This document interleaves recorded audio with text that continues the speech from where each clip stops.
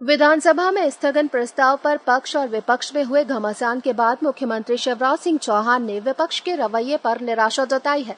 Media से चर्चा में मुख्यमंत्री शिवराज सिंह चौहान ने कहा कि पिछले कई दिनों से कांग्रेस द्वारा सरकार पर व्यापम मामले को लेकर आरोप लगाए जा रहे हैं और जांच एजेंसियों का ध्यान भटकाने की कोशिश की जा रही है।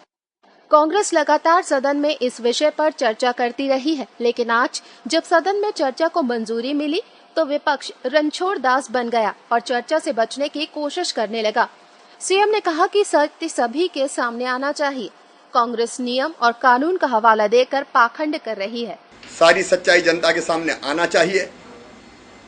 अगर भ्रमपूर्ण और असत्य आरोप लगाए गए हैं तो उसका भी पर्दाफाश होना चाहिए। इसलिए आज मैंने सदन में खड़े होकर कहा कि माननीय अध्यक्ष महोदय, अविलंब चर्चा करवाइए, तुरंत चर्चा करवाइए। ये लोक महत्व का विषय है, जनता इस पर सच्चाई जानना चाहती है और इसलिए प्रश्नकाल स्थगित कर इस पर चर्चा की जाए।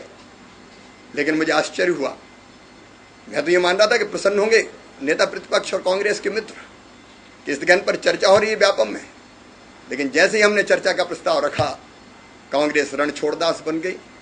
वो मैदान छोड़ने लगे, वो नियम प्रक्रिया का हवाला देकर चर्चा से बचने का काम करने लगे।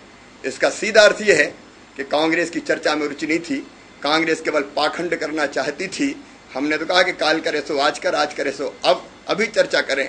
बहुत मुश्किल कांग्रेस चर्चा के लिए तैयार हुई और शायद ये पहला मौका होगा मध्य प्रदेश की विधानसभा में या दुनिया की किसी भी विधानसभा में या सदन में कि स्थगन के नाम पर चर्चा मांगी गई और जब चर्चा स्वीकृत कर ली गई तो विपक्ष ने चर्चा करने से इनकार करने का प्रयास किया, भागने का प्रयास किया।